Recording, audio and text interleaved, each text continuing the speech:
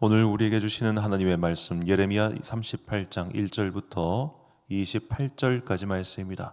예레미야 38장 1절부터 28절까지 말씀. 이제 봉독하겠습니다. 하나님의 말씀 경청하십시오. 마따네 아들 스바랴와 바수울의 아들 그달리아와 셀레마의 아들 유갈과 말기야의 아들 바수울이 예레미야가 온 백성에게 이렇게 전하는 말씀을 들었다. 나 주가 말한다. 이 도성 안에 머물러 있는 사람은 전쟁이나 기근이나 연병으로 죽을 것이다. 그러나 바빌로니아 군인들에게 나아가서 항복하는 사람은 죽지 않을 것이다. 적어도 자기의 목숨만은 건질 것이며 계속 살아남게 될 것이다. 나 주가 말한다. 이 도성은 반드시 바빌로니아 왕의 군대에게 넘어간다. 그들이 이 도성을 점령한다. 대신들이 왕에게 말하였다. 이 사람은 마땅히 사형에 처해야 합니다. 그가 이런 말을 해서 아직도 이 도성에 남아있는 군인들의 사기와 온 백성의 사기를 떨어뜨리고 있습니다. 이 사람은 참으로 이 백성의 평안을 구하지 않고 오히려 재앙을 재촉하고 있습니다. 시드기야 왕이 대답하였다. 그가 여기에 있어. 죽이든 살리든 그대들 뜻대로 하시오. 나에게 무슨 힘이 있다고 그대들에게 반대하겠소. 그래서 그 고관들이 예레미야를 붙잡아서 왕자 말기야의 집에 있는 물 웅덩이에 집어넣었다. 그 웅덩이는 근위대의 뜰 안에 있었으며 사람들은 예레미야를 밧줄로에 매달아 웅덩이 속으로 내려보냈는데 그 웅덩이 속에는 물은 없고 진흙만 있어서 예레미야는 진흙 속에 빠져 있었다. 왕궁의 에티오피아 사람으로 에벳멜렉이라고 하는 한 환관이 있었는데 그는 사람들이 예레미야를 물웅덩이에 집어넣었다는 소식을 들었다. 그때 왕은 베냐민 문 안에 머물러 있었다. 에벳멜렉은 왕궁에서 바깥으로 나와 왕에게 가서 이렇게 아뢰었다. 높으신 임금님, 저 사람들이 예언자 예레미야에게 한 일들은 모두 악한 것뿐입니다. 그들이 예레미야를 물웅덩이 속에 집어넣었으니 그가 그 속에서 굶어 죽을 것입니다. 이래서야 되겠습니까? 성 안에는 더 이상 먹을 것이 없습니다. 그때 왕은 에티오피아 사람 에벤멜렉에게 이렇게 명령하였다. 너는 여기 있는 군인들 가운데서 30명을 데리고 가서 예언자 예레미야가 죽기 전에 어서 그를 그 물 웅덩이 속에서 끌어올려라.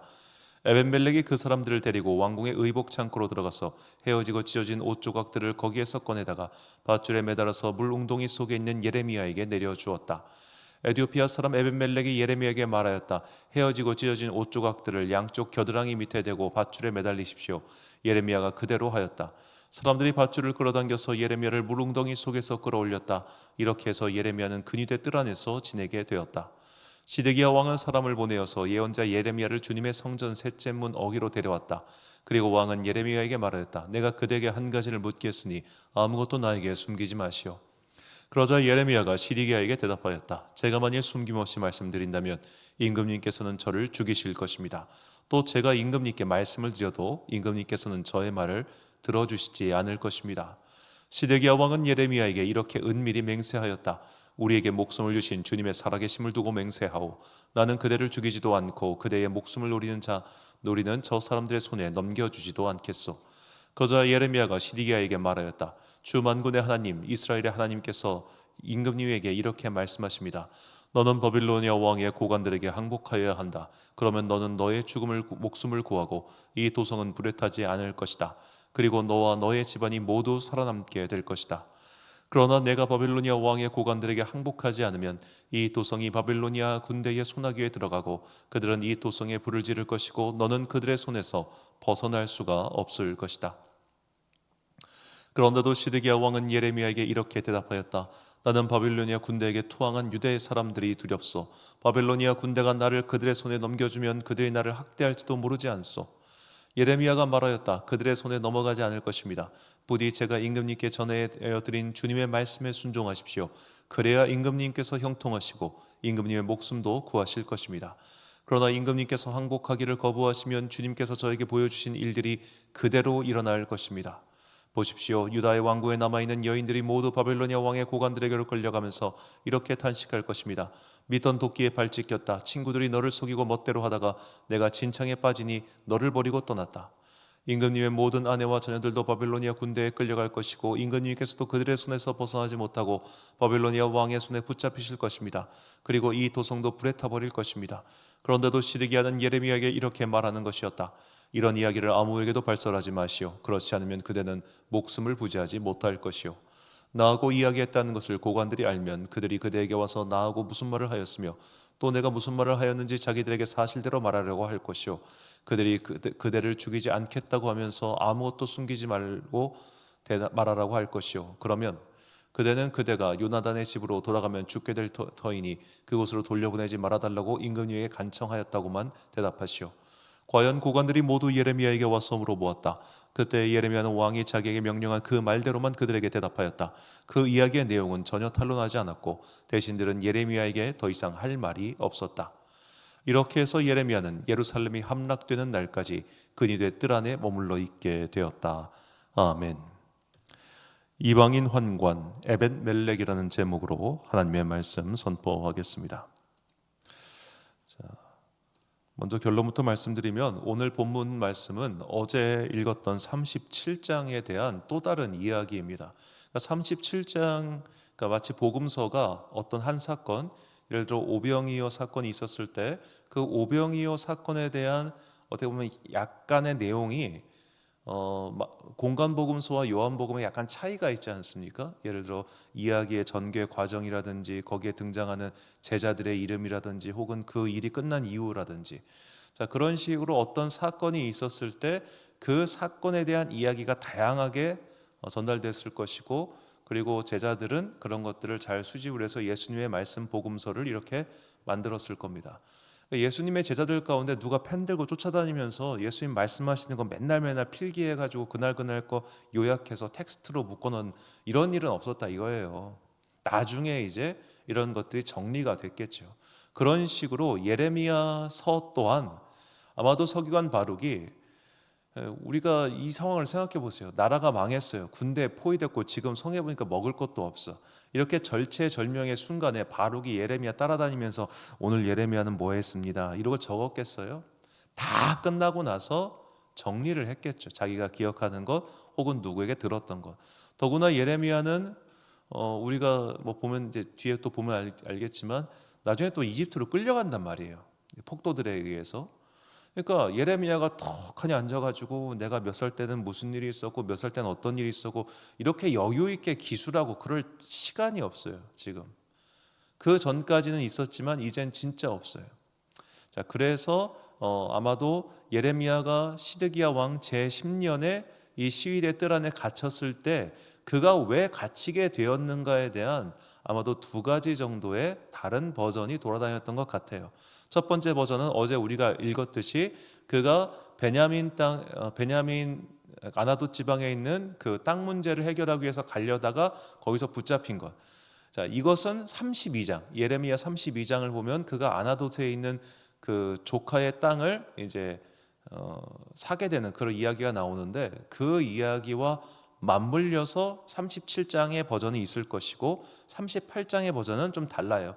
예레미야가 계속해서 예루살렘에서 이제 바벨로니아 군대에게 항복해야 된다 그런 말을 하자 왕의 신하들, 정확하게는 강경파, 즉 우리는 끝까지 바벨로니아와 싸워야 된다, 이집트가 우리를 도와줄 것이다 라고 주장했던 그 강경파 신하들이 야, 쟤 뭐야, 쟤 반역자잖아, 붙잡아다가 가둬버려 라고 해가지고 그 요나단이라고 하는 사람의 집 우물에다가 가둬버린 거예요.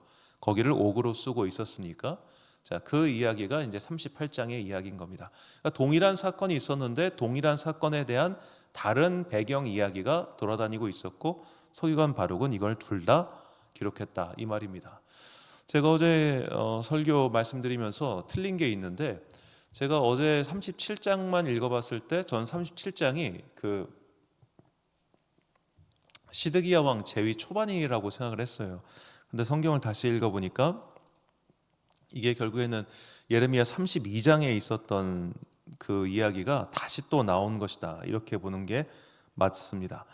그래서 본문 시대는 시드기야 재위 제10년, 그러니까 유다 멸망 거의 직전이라 볼 수 있겠죠. 그리고 말씀드렸던 것처럼 37장과 38장은 사건의 다른 판본이다라고 보시는 게 타당할 겁니다. 자, 이렇게 주장할 수 있는 근거는 본문에 등장하는데요. 본문 38장 26절, 그러니까 오늘 본문 26절과 어제 읽었던 본문 20절 말씀, 자, 둘 다 뭐가 나오냐면 서기관 요나단의 집이라는 표현이 등장합니다. 자, 그런데 오늘 본문 38장 6절을 보면 예레미야를 말기야의 구덩이에 던졌다는 표현이 등장해요. 그러니까 뭔가 장소가 다른 것처럼 보이지만 사실 뒤에 보면 결국 서기관 요나단의 집 그의 우물, 그러니까 그때 그 당시에 뭐 옥으로 쓸만한 공간이 없으니까 그의 집 우물을 옥으로 썼다. 그렇게 보시면 되겠습니다. 자, 뭐 이 중요한 것은 이게 뭐 37장의 내용이 반복되었다, 아니다, 뭐 그런 것도 그렇게 크게 중요한 건 아니고요. 다만 제가 이렇게 계속 이게 궁금해 의문스러워서 주석을 쭉 보고 하니까 이 부분을 이야기하는 주석이 거의 없더라고요. 그러니까 아무리 봐도 37장과 38장은 동일한 사건에 대한 다른 이야기를 두 개 다 적은 것인데 이것에 대해서 지적하는 뭐라고 해야 될까요? 지적하는 그런 주석이 없었습니다. 그래서 제가 좀 의아해서 공부를 좀 해봤고 그것을 좀 길게 말씀드렸습니다. 일단 중요한 것은 사실 이 본문에서 밝혀진 여러 가지 배경 정보가 있어요. 자, 첫 번째로 시드기야 왕의 무능함입니다. 이 5절을 보면 시드기야 왕이 이르되 보라 그가 너희 손안에 있으니 왕은 조금도 너희를 거스를 수 없느니라 하는지라. 그러니까 시드기야 왕은 지금 강경파 신하들에게 전혀 자신의 의견이나 주장을 피력할 수 없는 상황이었다는 것을 알 수 있고요. 그리고 두 번째로 현실 파악 못하는 신하들입니다. 계속해서 이들은 바빌로니아에게 항복하면 안 되고 그들과 싸워야 된다고 주장하는 그런 신하들이었죠. 그리고 아이러니한 의인이 존재했습니다. 7절에 등장하는 왕궁 내시 에티오피아 사람 에벳 멜렉입니다. 자, 왜 그가 아이러니한 의인인가? 자, 내시와 에티오피아 이 두 가지를 결합해서 생각해 봐야 돼요. 내시와 에티오피아. 자, 이방인은 여호와의 총회에 들어오지 못하고 신체가 상한 자도 여호와의 총회에 들어오지 못합니다.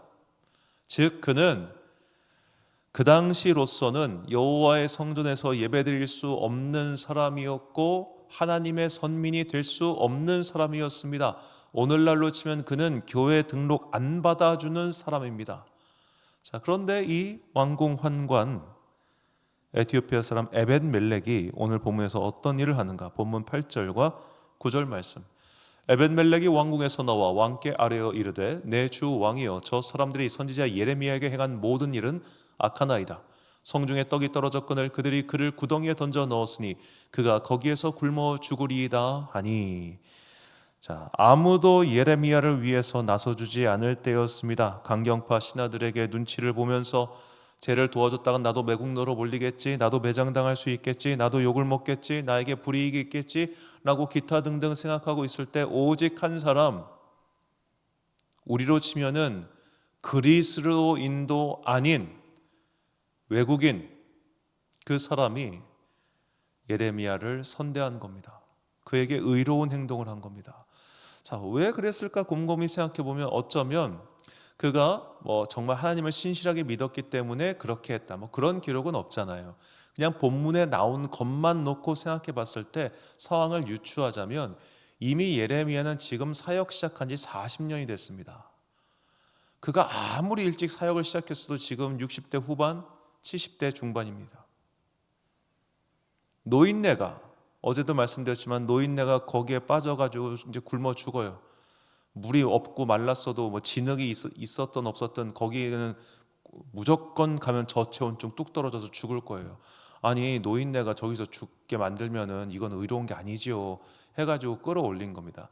자, 이 끌어올리는 장면도 보면 보통 이렇게 아래에 갇힌 사람은 밧줄을 던져주면 그가 그거 붙잡고 올라오면 되거든요. 그런데 예레미야는 지금 노인이라 기운이 없으니까 옷 찢어진 거 가져다가 이걸 겨드랑이에 끼워가지고 이렇게 들어 올린 거예요. 지금 본문에 나오잖아요. 자, 힘없는 노인네가 저렇게 참 그냥 악한 일을 한 것도 없는데 저기 갇혀있는 그게 불쌍해서 측은지심이죠. 그런 불쌍한 마음을 가지고 그를 구해야 된다고 왕에게 이야기를 해서 왕이 군사들을 붙여줘가지고 이렇게 그를 구해준 겁니다. 안 구해줬으면 예레미야는 거기서 죽었겠죠. 자, 이 사건 이제 이 이야기로 말미암아 37장에서 어째서 시드기야 왕이 예레미야를 이렇게 풀어주게 되었는지 그 이야기에 대한 어찌 보면 보충 설명이 완성된 것이죠. 그리고 이 이야기 속에 숨겨진 의인이 바로 에티오피아 출신의 환관이었던 에벳 멜렉이라는 인물이 있었다는 겁니다. 자, 여호와의 총회에 들어올 수도 없는 사람 그리고 환관. 자, 이 당시 그러니까 페르시아 쪽 애굽의 환관, 그리고 그러니까 이 환관이라고 하는 제도, 이거는 이제 페르시아에서 유래를 한 것은 분명합니다. 이 페르시아 쪽에 있었던 이 중동 지방의 환관과 우리가 흔히 이제 이야기에서 접했던 중국 쪽에 있었던 이 환관, 약간 좀 다른 것 같아요. 저도 정확하게는 잘 모르는데 어디를 자르냐에 따라 조금 문화적인 차이가 있는 것 같아요. 이 중국 쪽에 남은 그 환관들 이야기를 들어보면 그 워낙 자료가 많으니까 거기는 한꺼번에 뭐 환관을 500명씩 뽑고 막 이런 기록이 있어요. 명나라 때 보면. 그럼 환관들은 본인이 스스로 거기를 자르고 와야 됩니다. 이게 얼마나 생각하고 싶지도 않은데 아프고 힘들겠어요. 그리고 거기에 대한 한이 얼마나 많겠습니까? 돈이 있는데 환관을 왜 해요? 대부분 기록에 보면 돈 없는 집에서 입을 줄이기 위해 아들을 보내가지고 환관으로 삼게 하거나, 혹은 먹고 살 길이 없으니까 오늘날로 치면 말단 공무원인데 말단 공무원에 취직할 수 있는 가장 쉬운 방법이 환관이 되는 것이었기 때문에 그냥 본인이 거기를 자른 거예요. 먹고 살기 위해서. 이 에티오피아 출신의 에베멜렉이라고 해서 본인이 거기를 자르고 싶어서 잘랐겠습니까? 먹고 살 길이 막막하니 그렇게 한 거 아니겠어요? 나도 가난해요. 나도 힘들어요. 나도 피해가 있어요. 나도 상처가 커요. 그런데도 불쌍한 저 사람을 그냥 보고 넘어갈 수 없었던 사람이 오늘 본문에 나오는 에티오피아 사람 환관 에벤멜렉이라는 겁니다. 나도 외국인이라고 차별받았어. 나도 환관이라고 놀림받았어. 얼마나 많은 가슴속에 한과 분노가 있었겠어요. 그놈의 가난이 뭐라고. 그런데 그런 상황인데 나라가 결국 망하네. 와, 얼마나 더 화가 나겠습니까? 아니, 외국에서 와가지고 돈이 없어서 환관으로 들어와서 이렇게 궁에서 일했는데 결국 망했네, 직장이. 본인 챙기기도 바쁜 그때에 저 우물에 갇혀 있는 노인을 향해 눈을 돌릴 수 있었던 사람, 그 사람이 숨겨진 의인이었던 에벤멜렉이라는 사람이라는 겁니다. 이 사람의 행동은 오늘 우리를 돌아보게 만듭니다. 나는 과연 저 강경파 신하들처럼, 혹은 지금도, 그러니까 시드기야는 되게 무능한 사람이었고, 시드기야에 대해서는 나중에 52장 가면 그의 비루한 최후가 나오니까 그때 또 말씀을 드리겠습니다만, 시드기야는 지금요 국가를 생각하는 사람이 아니에요. 내 안위가 제일 중요한 사람이에요. 그러니까 여기서 지금 항복하면은 막 누가 죽는 일도 없고 뭐도 없고 한데 항복을 못 하는 거야. 첫 번째로 신하들 눈치가 보여서고, 두 번째로는 내가 이대로 항복해서 나중에 바벨론에 끌려가면 거기에 끌려간 사람들이 있잖아요. 걔네들한테 괴롭힘 당할까 봐 두려워가지고 이도저도 못하고 있는 거예요. 자, 그렇게 우유부단하고 무능했던 시드기야. 자, 이런 사람들의 모습이 오늘날 우리의 모습이고, 오히려 믿는 사람이 아니에요. 우리의 공동체에 들어갈 만한 레벨도 못 돼. 그런데 그런 사람이 의롭게 행동하는 그 모습으로 인해 우리가 부끄러움을 당하지 않겠냐, 이 말입니다. 자, 하나님께서는 낮은 자를 들어 사용하셔서 높은 자들의 얼굴을 부끄럽게 하신다고 분명히 말씀하셨습니다. 우리는 지금 낮은 자입니까? 높은 자입니까? 어쩌면 높은 곳에서 낮은 자들을 소위 말해 굽어보면서 아이고 저렇게 살면 안 되는데 쯧쯧쯧 하는 사람입니까? 아니면 저 낮은 자들이 볼 때 거만하고 오만하고 독선적이고 그리고 의로운 일을 하나도 하지 않는, 사실은 가식덩어리와 같은 존재들입니까? 두 번째일까 봐 참 겁나는 요즘입니다. 우리가 땅의 일만 생각하고 자기의 안위만 생각하고 그러면서 높은 곳에서 발만 동동동동 구르면서 사는 것처럼 보이는 순간 하나님께서는 우리를 부끄럽게 하실 것입니다. 빌립보서 3장 19절과 20절 말씀입니다. 그들의 멸망은 마침이요 그들의 신은 배요 그 영광은 그들의 부끄러움에 있고 땅의 일을 생각하는 자라. 그러나 우리의 시민권은 하늘에 있는지라. 거기로부터 구원하는 자 곧 주 예수 그리스도를 기다리노니. 아멘. 자, 땅의 일을 생각하는 자와 하늘에 있어 하늘에서 내려오시는 주 예수 그리스도를 바라보는 자, 즉 하늘의 일을 생각하는 사람. 나는 지금 땅의 일을 생각하는 사람입니까? 아니면 하늘에 있는 일을 생각하는 사람입니까? 에벤멜렉이라고 하는 사람은 그 긴박한 순간에도 어찌 보면 그는 누구보다도 하늘에 있는 자처럼, 하늘에 마음을 둔 자처럼 행동했습니다. 우리 또한 그런 사람이 되기를 간절히 소망합니다. 사랑하는 지혜빛 광성교회 성도 여러분, 그리고 이 새벽을 함께 깨우고 계신 귀한 주님의 자녀 여러분, 이방인 환관 에벤멜렉의 용기 있는 행동은 결국 그 시대 시드기야 왕과 신하들의 거짓과 위선을 들춰내고 그들을 부끄럽게 만들었습니다. 저는 마치 이런 행동이 오늘날 그리스도인이라고 말하며 목사라고 말하는 저와 같은 사람들을 부끄럽게 만드는 한 믿지 않은 자의 정의롭고 바른 행동처럼 보였습니다. 우리가 정말로 땅의 일에 마음을 두지 않고 하늘을 바라보며 부활을 기다리는 사람들이라면 다시 한번 힘써 부끄럽지 않게 살아봅시다. 적어도 견리 사이 이익 앞에서 의로움을 생각하는 그런 공동체, 그런 사람은 되어야 하지 않겠습니까?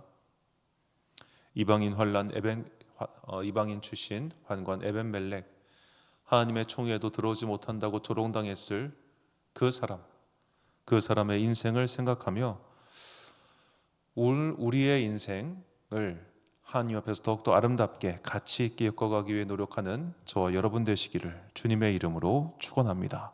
기도하겠습니다. 사랑과 은혜가 풍성하신 아버지 하나님, 어쩌면 우리는 복받은 사람들이라 태어나면서부터 좋은 환경에서 주님께 예배를 드리며 그렇게 살아왔습니다. 그러나 이방인 출신의 환관 에벤멜렉은 그런 사람이 아니었습니다. 그는 당대 율법에 따라 여호와의 총회에 들어올 수 없었고 여호와의 성전에서 예배드릴 수가 없었습니다. 그는 몸에 손상이 간 사람이었고 더구나 이방인이었습니다. 그러는 아마도 많은 멸시와 천대를 받았음에도 불구하고 그는 늙은 예레미야를 불쌍히 여길 수 있는 마음이 있었고 그 당대에 누구보다도 의롭게 행동하였습니다. 주님, 믿지 않는 자들의 의로운 행동으로 말미암아 믿는 우리가 부끄러움을 당할 때가 얼마나 많은지요. 이 세상을 살아가면서 견리사이할 수 있는 주의 자녀들 되게 하여 주옵소서. 이익 앞에서, 자기의 이익 앞에서 거기만 발이 빠르고 거기에만 눈이 번뜩이면서 거기만 쫓아가는 돈의 노예가 되지 않게 하여 주옵시고 땅에 지배당하는 자가 되지 않게 하여 주옵소서. 이 시간 기도하는 모든 자들에게 성령의 은혜를 내려주사 이 땅을 살아가는 동안 바른 땅을 딛고 눈은 하늘을 바라보며 살 수 있는 믿음 충만, 성령 충만한 사람들 되게 하여 주옵소서. 오늘도 각자의 삶의 자리에서 열심히 일하는 당신의 자녀들에게 복과 은혜 내려주시고 오늘 하루도 충만하신 주의 은혜의 손길 가운데 하루를 살아가는 주의 자녀들 되게 하여 주옵소서. 오늘 하루도 참 좋으신 우리 주님의 은총과 평강이 모든 주의 자녀들과 함께 하시기를 간절히 소망하오며 이 모든 말씀 우리 구주 예수 그리스도의 이름으로 기도드립니다. 아멘. 오늘의 기도 제목입니다. 세상 사람의 의로움이 우리를 부끄럽게 만들 때가 있습니다. 또는 우리의 비겁함으로 인해 그들에게 부끄러움을 당할 때도 있습니다. 성도다움이 무엇인지 묵상하시고 나는 그 기준에 맞게 살고 있는지 깨달음의 은총을 구하십시오. 오늘 주신 기도의 제목 가지고 기도와 묵상에 힘쓰는 하루 되시길 바랍니다. 기도하겠습니다.